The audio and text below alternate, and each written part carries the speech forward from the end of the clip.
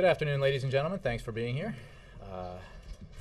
It's good to be back at the White House after our trip to the G20. I don't have any announcements to make at the top, so I will start with your questions. Erica. On the IAEA report, should we anticipate any change in U.S. policy or posture toward Iran based on those findings? I don't want to get ahead of a report that hasn't come out yet.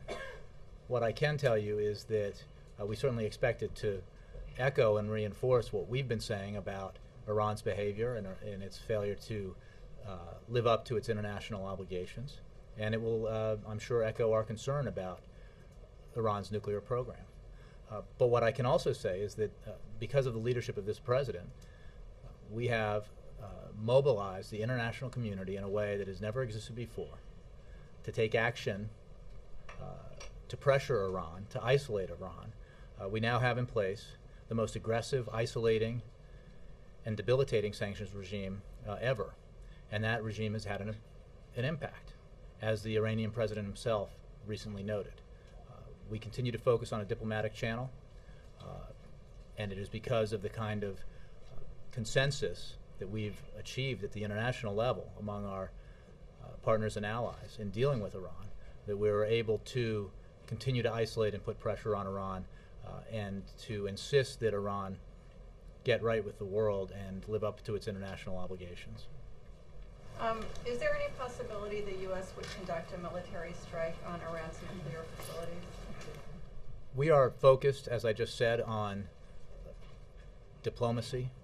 We, of course, never remove from the table any option in a situation like this, but we are very focused on diplomacy, and we certainly think that that is appropriate, and that our approach here has had the kind of effect, the positive effect, in terms of pressuring and isolating Iran that I just noted. And how would the U.S. view military action by Israel? Again, I would simply reiterate that we are focused on working with our international partners and allies on isolating Iran, pressuring Iran, pushing it to live up to its international obligations with regards to its nuclear program. That approach has had an effect, and it is certainly, we are certainly now in a situation that did not exist before, where because of the dual-track approach that this president took and this administration took, it is now clear to the world that the United States is not the issue here. It is Iran. It is Iranian behavior. And that has allowed us to mobilize the international community in a way that hasn't existed in the past, and to come together putting pressure on Iran to change its behavior. Yes? Jay, what's the White House's reaction to the change of government in Greece and the latest turmoil in European markets today? Well, as you know, I'm not going to comment on the ups and downs of financial markets. We welcome the consensus that has been reached in Greece over the need to implement the country's reform commitments to the IMF and the European Union, and we urge the government to move as quickly as possible to fulfill the commitments required under its new rescue program. So, broadly speaking, moving back in terms of the G20 and the positive progress made there, of which the aspect of the agreement with regard to Greece is a part.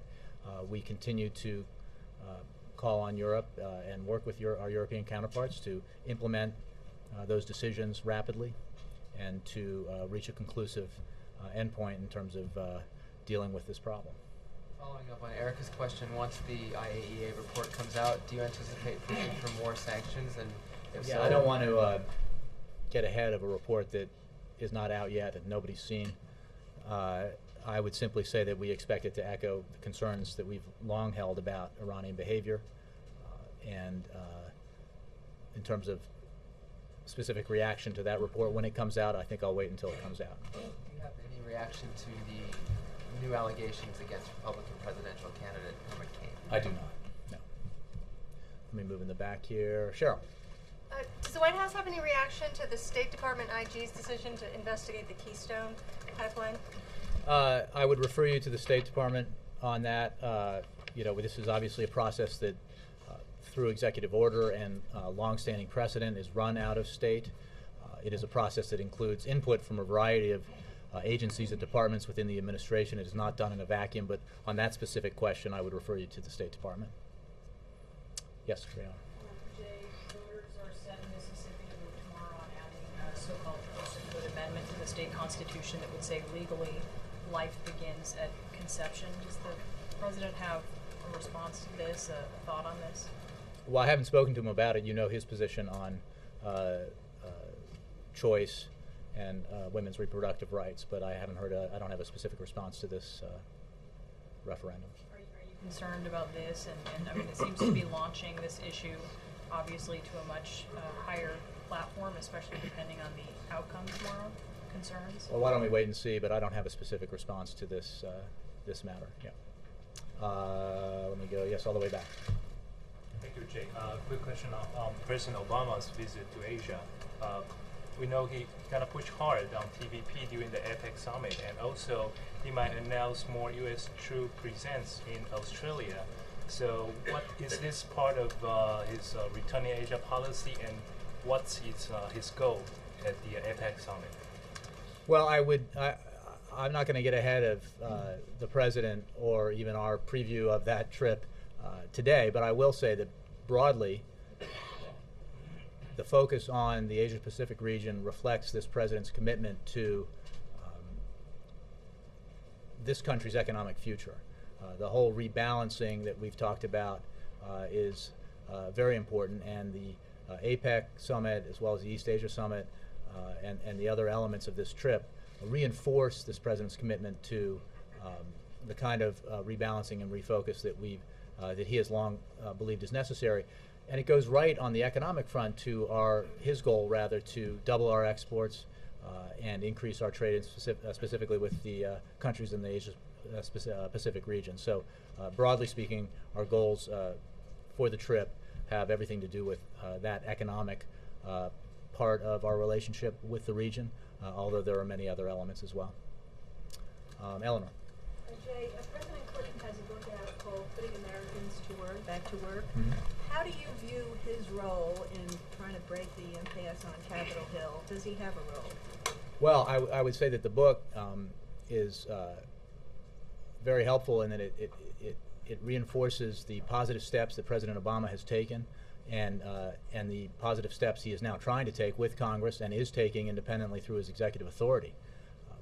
We welcome President Clinton's adding his voice to this, as he already has, because he certainly has a lot of experience in a situation like this, where we need to focus with great intensity on the number one priority that the American people have, which is the need to grow the economy and create jobs. I think there was a poll recently, there have been a lot lately, but in the last couple of days, that asked American people what their number one concern was, what their priority was, and I believe it was over 50% said the economy and jobs. Not another issue even got into double digits, which then makes you wonder why some in Congress are not focused on that priority, but are focused on other issues that are of much lower priority to the American people. So this president is pushing very hard, as you know, for Congress to pass the provisions of the American Jobs Act.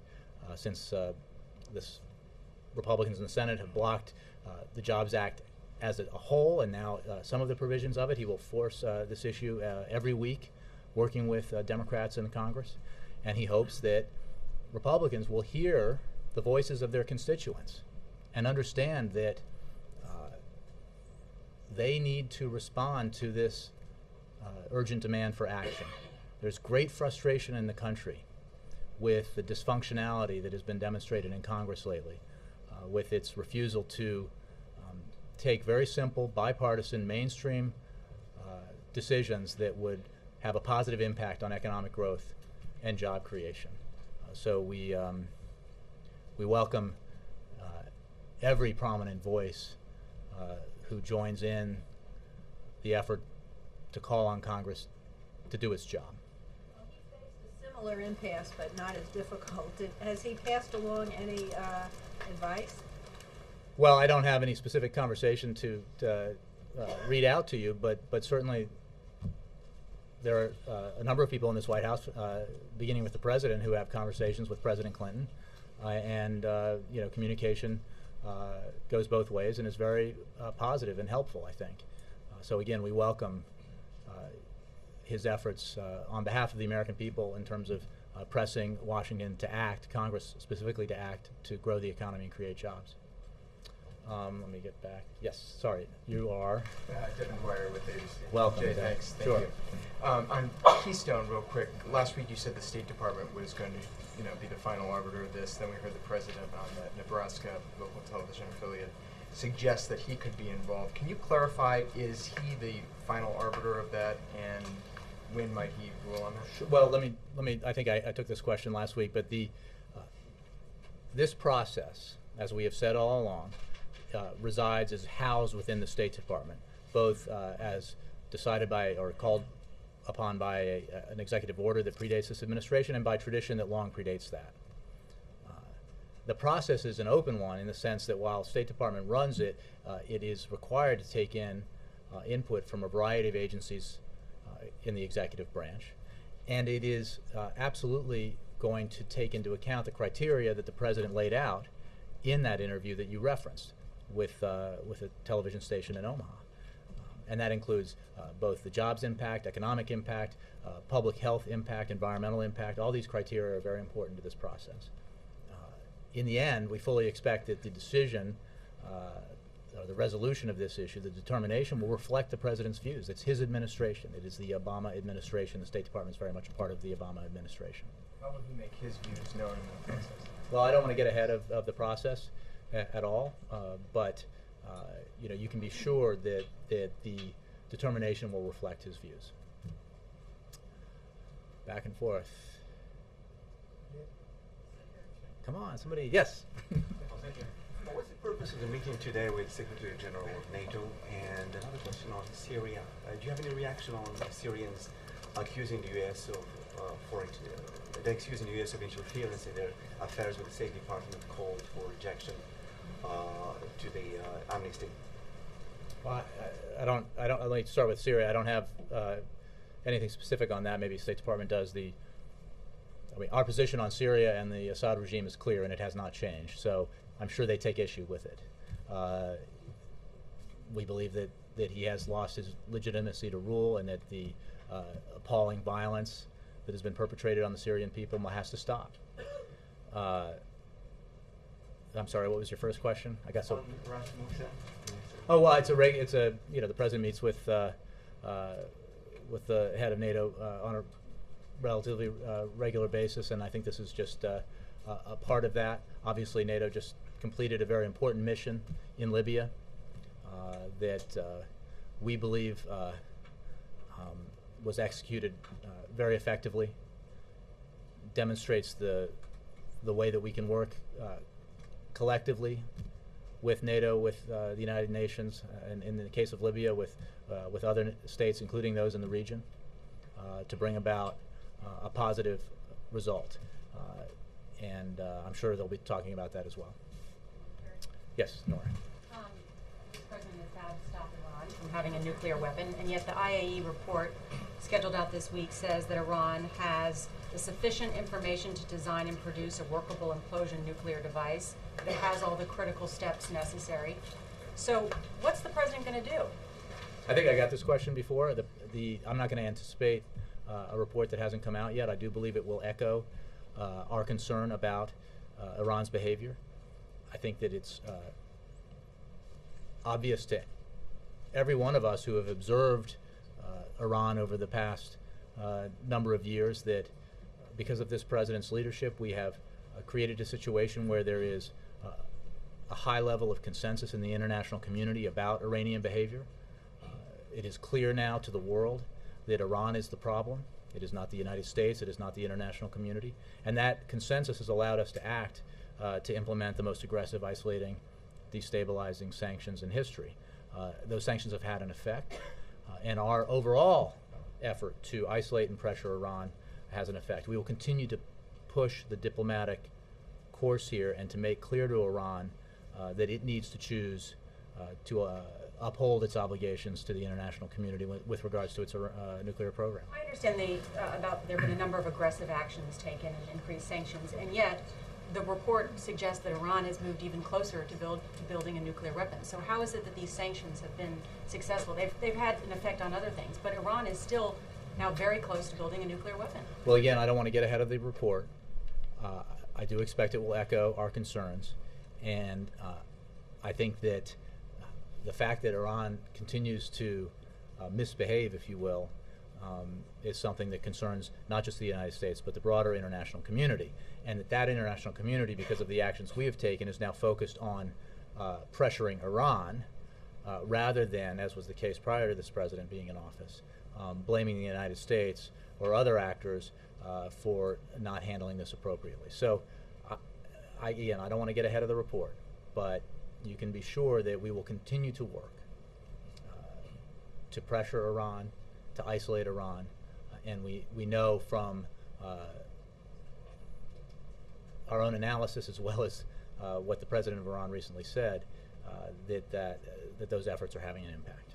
And given the seriousness of and some of the things that the report is going to detail, do you expect we'll hear from the president? Again, I don't want to get ahead of a report that hasn't come out yet. Yes, Ed. At risk of asking you something else you've been asked. That's okay. Brianna's question about Mississippi and the personhood amendment.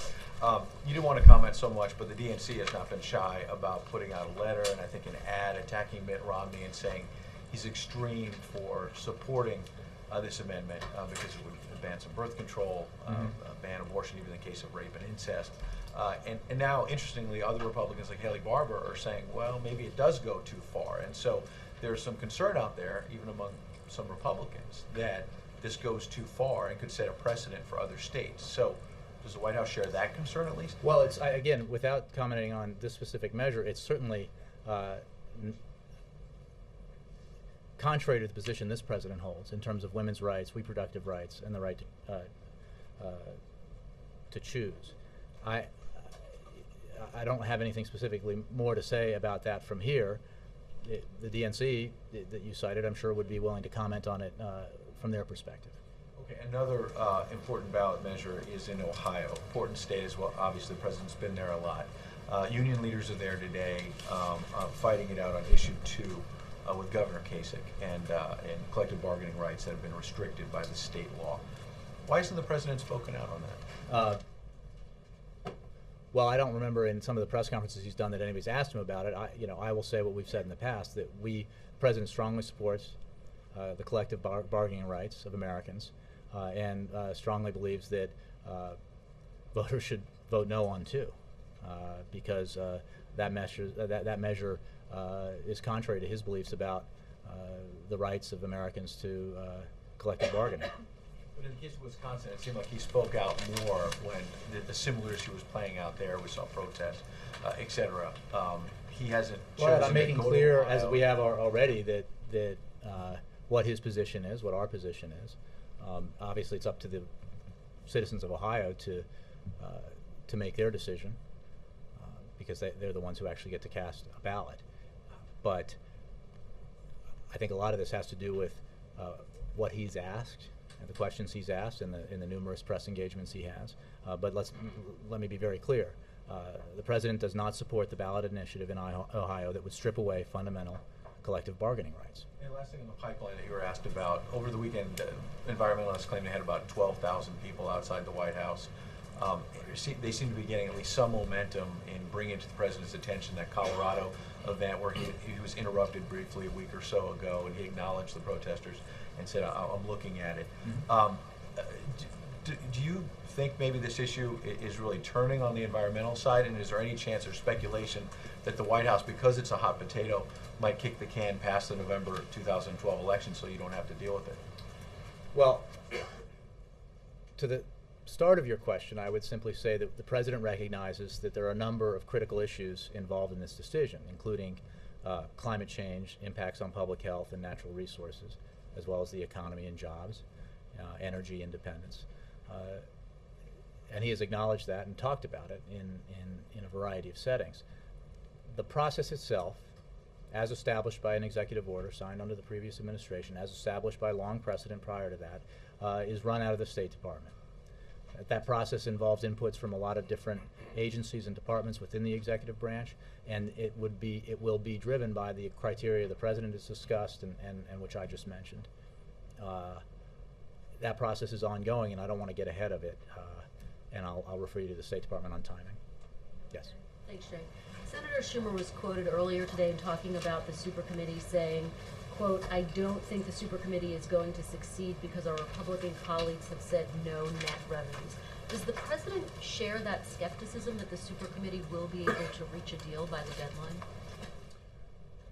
The president believes the super committee can and should adopt a balanced approach to long-term and medium-term deficit and debt reduction.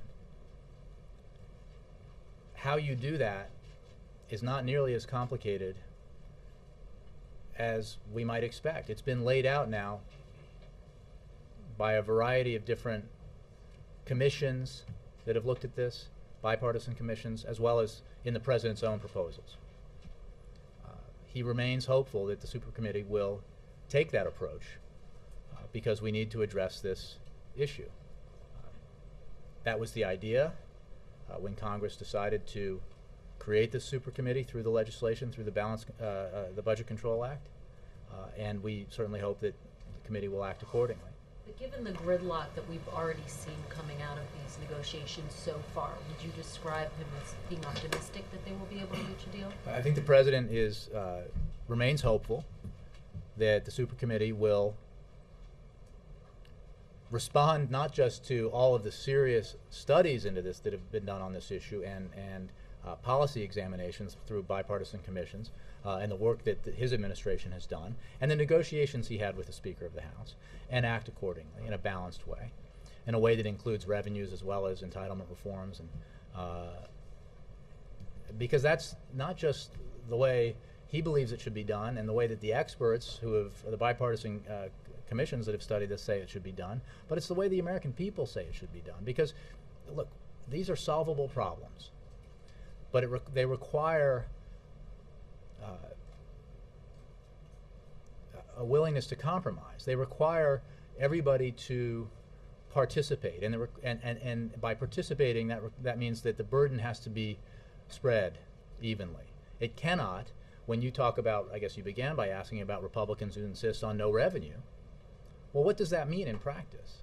Because if we've seen the proposals that do this without any revenue, and you know what it means? It means putting a big boulder on the shoulders of senior citizens. It means asking sacrifice only from the middle class, or from seniors, or from families with disabled children. It means dramatic cuts in education or research, and protects, therefore, the wealthiest Americans who have, unlike the middle class, done exceptionally well in the last decade and over the last 30 years, as we've seen the difference between the share of the nation's wealth held by the very wealthiest Americans compared to the rest of the country, that gap grow dramatically. So a balanced approach is clearly the way to go. Hopefully the supercommittee will come together around a balanced approach, and if it does, that'll be good for the country. It'll be good for Congress. I think Congress's approval ratings might actually get above single digits if they act accordingly. So it's good politics, it's good policy. Finally, he's going to be away during sort of these final negotiation days. How will he make sure that he navigates being abroad and at the same time have a hand in these final days of negotiation? Well, let's be clear about how this process has worked. Many weeks ago now, the president put forward his concrete, detailed proposals for how he believes the supercommittee should act. So the president's involvement in this process came at the beginning. Everyone in Congress knows what his views are, and he put forward proposals that they are welcome to take as their own and adopt as their own, either exactly or roughly. So beyond that, the president obviously is capable, no matter where he is, to engage with the White House, with the administration, with Congress, and we'll do that as necessary. But let's be clear, Congress has an obligation to act. The supercommittee has a legislated obligation to act, and Congress should act. I mean, there are no seats on that committee for the executive branch. This is a congressional responsibility, and the president has already made his views clear. Again, with an approach that is balanced, that includes some tough choices on entitlements, includes asking the wealthiest Americans to pay a little bit extra so that we can move this country forward in a way that's fair to everyone. And he certainly hopes Congress will take him up and act accordingly. Veterans? Yes. Yeah, thanks, Jay. I just want to follow up on that question. Another benchmark, the European benchmark for the behavior of the super committee. We have two crises in the world, and we will be reminded after the European crisis of last week and Thanksgiving coming up that there's also an American debt crisis. How would you compare that? What do you expect from Congress? Doing at least as good as the Europeans? I'm not proud being European, how we move forward, but at least we move forward. Bumpy, complicated, and so on. But there are decisions, and somehow there's a progress made, so it is very slow. So I would like to ask what you expect from Congress, doing at least as good. Well, I'm not going to. I think I just addressed what the president expects from Congress or hopes will happen in Congress. I don't think the comparative is one I would want to make or particularly useful. The president just spent some time at the G20 working with his European counterparts and helping them and advising them as they deal with their own crisis. He happens to have a fair amount of experience in dealing with a financial crisis, and as does Secretary Geithner, who was there, and whose expertise I think is considered a valuable resource to tap by the Europeans. So again, we in the United States are focusing on the things that we can control, the things that we should do to grow our economy, create jobs, as well as get our medium and long-term deficit and debt under control. How we do that is pretty clear, and it can be done in a bipartisan way through measures that are the kinds of measures that have traditionally garnered bipartisan support. If everyone in Congress puts politics aside and puts party aside and focuses on what the very people who elected them are demanding Congress focus on, which is taking sensible action to grow the economy, create jobs, and deal with these longer-term issues in a way that is fair and doesn't place all of the burden on seniors or other vulnerable Americans. A question which I asked you a few days ago. Would it be helpful or rather not helpful if European leaders make their fearings or their views known? Of course, this country is afraid that the European crisis may drag down the economy in this country, but the same is true in the other direction, that Europeans are afraid if Americans are not solving their debt crisis, that we might feel negative consequences from that. So again, on one hand, Congress is a sovereign body, and normally you don't interfere with the sovereign parliamentary bodies, but from the point of view of the White House, would it be helpful? This administration had made it known what it thinks and fears about the European crisis. Should Europe do the same, vice versa, and would it be helpful? Well, again, I don't want to dictate, and I don't think this president wants to dictate how other countries or other leaders should speak or view events in the United States. We're focused on the things we can do. We're pushing Congress to do the things it can do to deal with our challenges, the near-term challenge of growing the economy and creating jobs, the medium and long-term challenge of getting our fiscal house in order.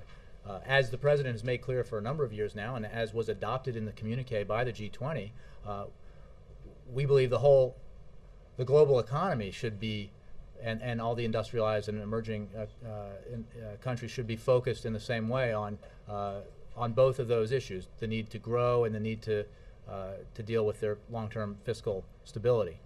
That's the approach we're taking here. That's the approach we're pushing Congress to adopt, and that overall approach is one that the president discussed with his counterparts at the G20. Yes, and then Laura. Wanted to follow up on the super committee. you know, Moody's has threatened another downgrade if they don't come to an agreement. I'm wondering if the president would commit to vetoing anything that would avoid the sequester. In other words, if the super committee can't act and there's a sequester, there's already talk about legislation that would try to soften it or get around it. Is he determined that either they should get an agreement or have the sequester? Look, the Congress passed this legislation not that many weeks ago and created the sequester precisely because it was supposed to be onerous and designed to hold Congress's feet to the fire and force action. We think Congress ought to focus on its job and that it ought to move according to that legislation. We've been through this movie before. I mean, triggers can be untriggered. Well, the trigger was designed as an incentive for Congress to do its job. We think that's a good idea. And the cuts that would happen under a sequester, if the trigger were pulled, are onerous for a reason. And so we think that it's very important that Congress act because the ability to move on a fast track, for example, the ability to do something significant on medium and long-term deficit and debt control is enshrined within the Budget Control Act, and Congress ought to take advantage of that and ought to do more than is outlined. I'm not going to get ahead of the process. I think to declare now that Congress will fail before it's had a chance to, I think is not helpful. We believe that Congress has all it needs in terms of guidelines and outlines of the kind of policy decisions it needs to make at the committee level to do this. There's an opportunity here to well overshoot the goal outlined by the legislation in terms of long-term deficit and debt reduction, as the president's plan does, and we hope we hope that Congress will take that up and do it. Just a question on another subject. Tomorrow is a year from the election. Could you just describe President Obama's bottom line message to the American people as to why he deserves a second term? Well, I certainly will let him do that when he's asked. I think that a couple of things are clear. The actions this president took, the decisions he made, some of them very difficult, stopped what was already a catastrophic situation from becoming a Great Depression. We now know that this economy contracted at 9% almost in the fourth quarter of 2008, over 7% in the final two quarters of the previous administration. We know it lost 8 million jobs. We know it was losing close to 800,000 a month when he was sworn into office. Because of the actions that he took, I mean, the decisions he made, there have been 20 straight months of private sector job creation. The economy has been growing instead of contracting. The automobile industry continues to exist in this country with all the jobs attached to it and is now doing very well in many cases.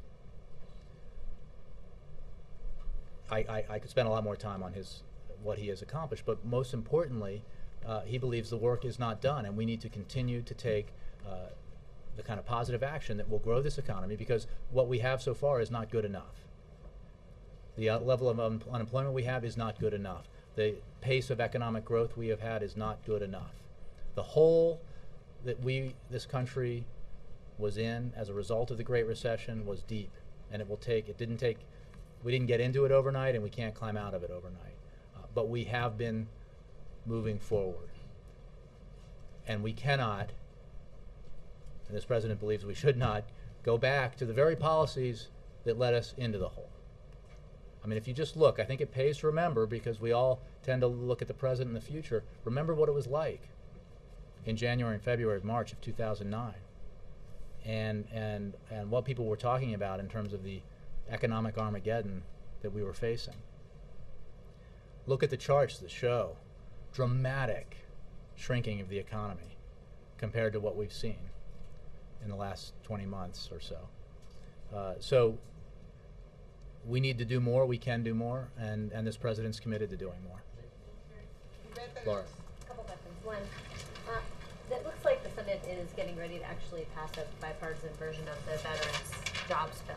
And I'm wondering what you attribute the pending success in this area to when there's been so little in other areas. Well, look, we have been pushing Congress, specifically the Senate, to pass the individual components of the American Jobs Act. The assistance to veterans is part of that. The incentivizing of business to hire veterans has been part of that, and we would welcome, as we would the passage of any one of these provisions, the passage of this one, if it happens. I think that,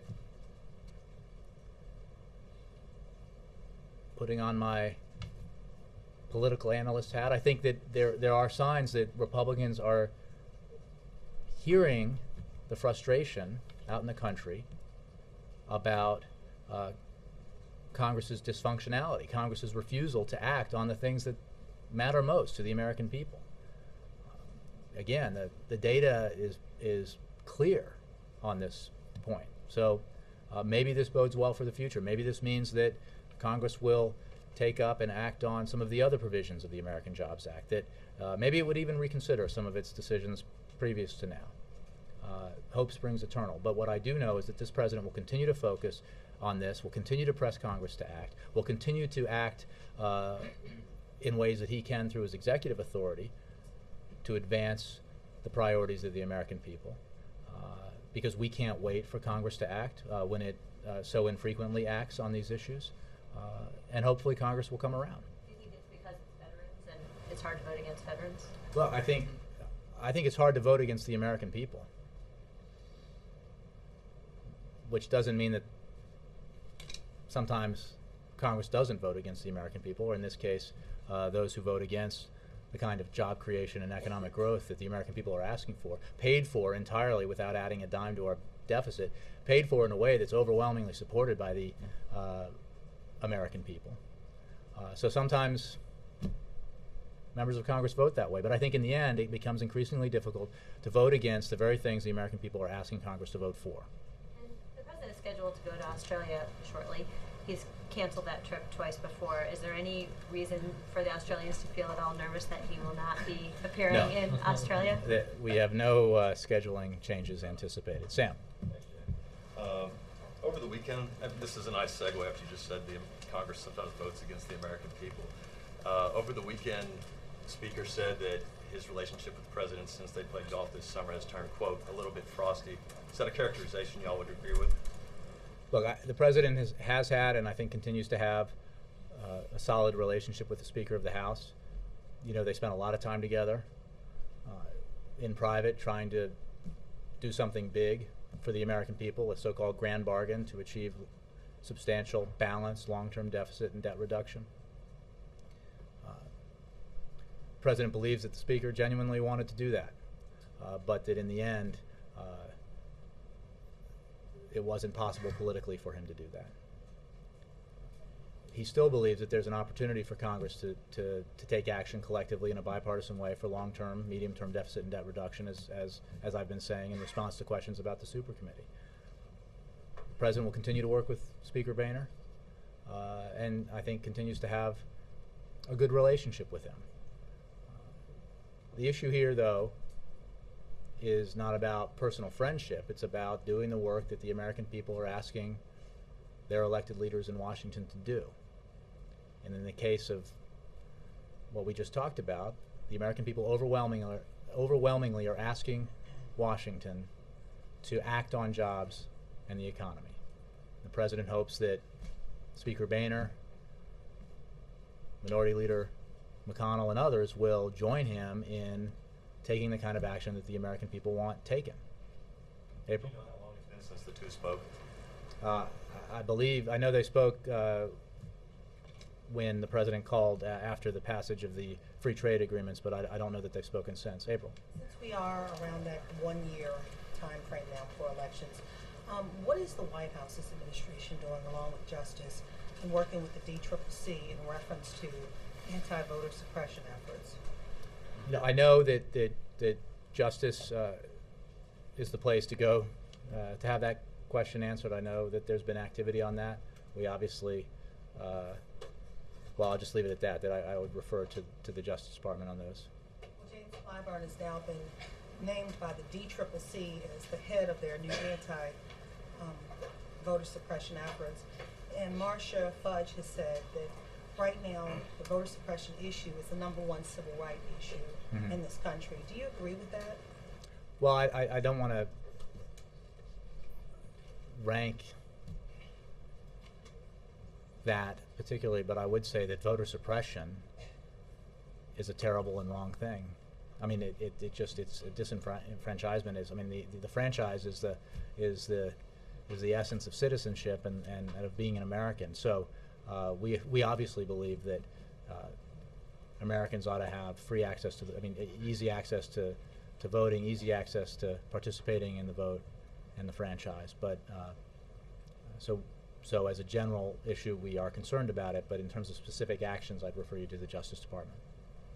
Yep, all the way. Yep.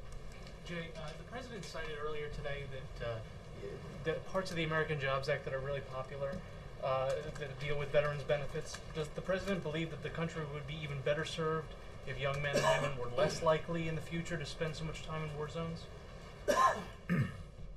Well, let me answer it this way. This president is committed, as he promised to be when he was running for the office, to ending the war in Iraq responsibly and bringing those troops home, to, as he made clear when he announced his policy in Afghanistan, to, after surging up forces there, to drawing down the surge forces, which is happening now, and transferring lead security authority over to the Afghan security forces by 2014.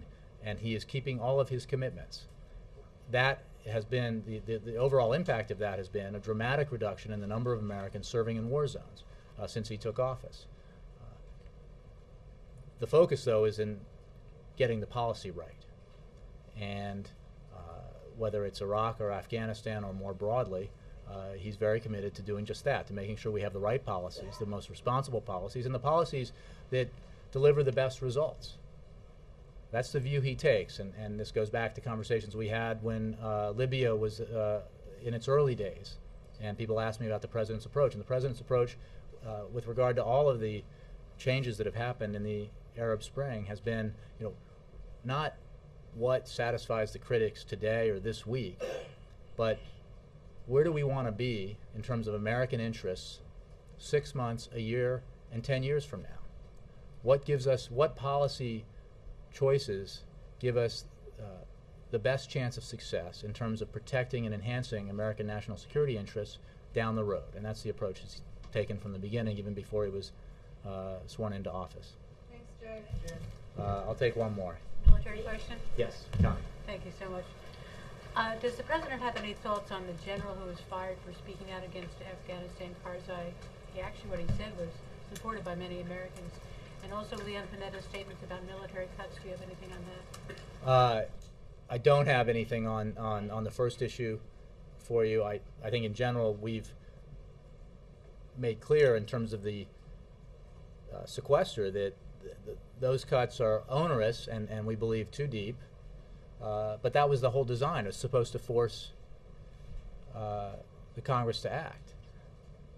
The cuts that were put forward that the president laid out in April, obviously he believes are the right ones, and that continues to be his position. Thanks all.